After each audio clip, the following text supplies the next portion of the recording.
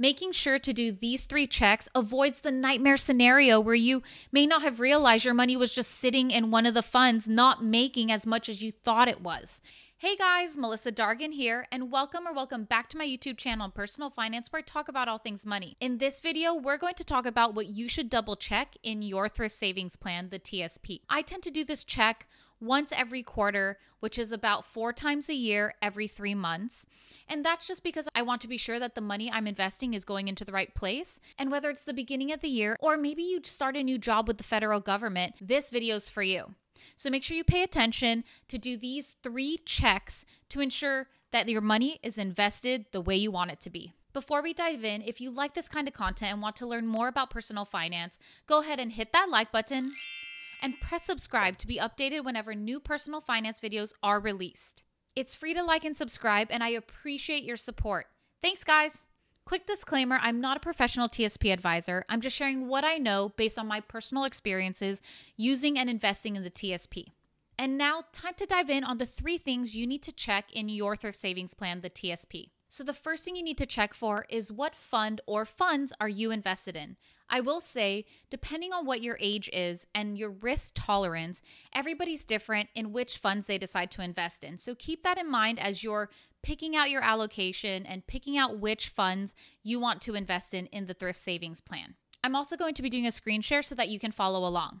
As I'm looking at my TSP account, I want to make sure that my money is in the funds that I want to be invested in. When I'm first looking at this website, I'm seeing that the top portion is the life cycle funds. And as you can see here, I'm not invested in any of the life cycle funds. I don't own any of the shares. And that's because I like to choose my own individual funds of where I put my money in. The life cycle funds are great if maybe you want to just set it and forget it. I like to be a little bit more active in knowing where my money is invested. I want more control over it, so I've chosen to invest in the individual funds. And if you're wondering, Melissa, why do you only invest in the CNS funds when the life cycle funds just seem easy to put one and done and not think about it? I've included in the link in the description below a video on how and why I invest the way that I do. Check it out. As I'm checking the individual funds, I want to just be sure that I'm invested in the funds that I want to be putting my money into. And in this case, it's only the C and the S funds. And when I'm looking at my account, I can see under shares, that first column, that yep, all my money is either in the C or the S funds. Check number 1, all good to go there. Now, the second thing you want to check for is the distribution of account. And that's 1, 2, 3, the 4th column, distribution of account, because that's going to tell you the percentage of the money that is currently in the TSP where it's being invested. And on here, as you may have seen my former video where you know that I like to invest 50% in the C fund and 50% in the S fund, I originally set this to 50-50.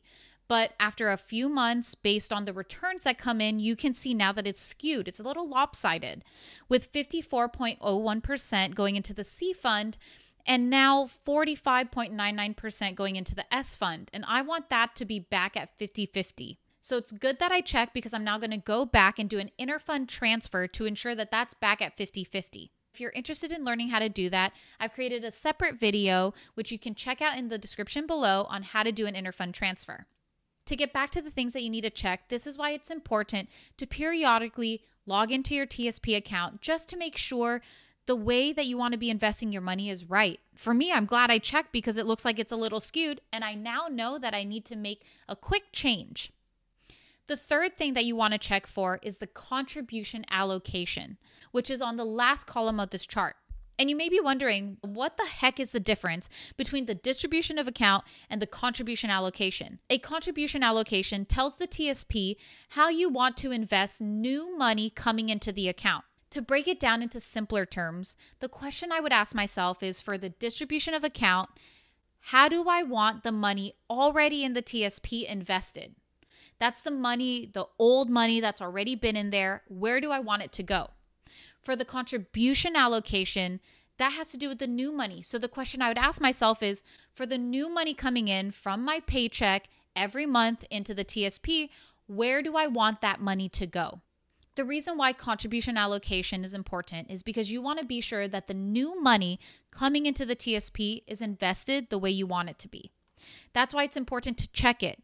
And in this case, I would want my contribution allocation to mimic my distribution of account where it's 50-50. And as you can see here, that's where it's set. And these are the 3 things you want to check for in the TSP. First, you want to make sure that the funds you're invested in are correct. In my case, CNS funds, check. Next, you want to be sure that the distribution of account, the money that's already in the TSP, is it being invested the way you want it to be? So whenever returns come in, is it allocated with the percentage that you want to be put in? For me, that's 50% in the C fund and 50% in the S fund. It's good that I checked this time around because it looks like it got a little lopsided, but this is why you check and why it's critical to check periodically.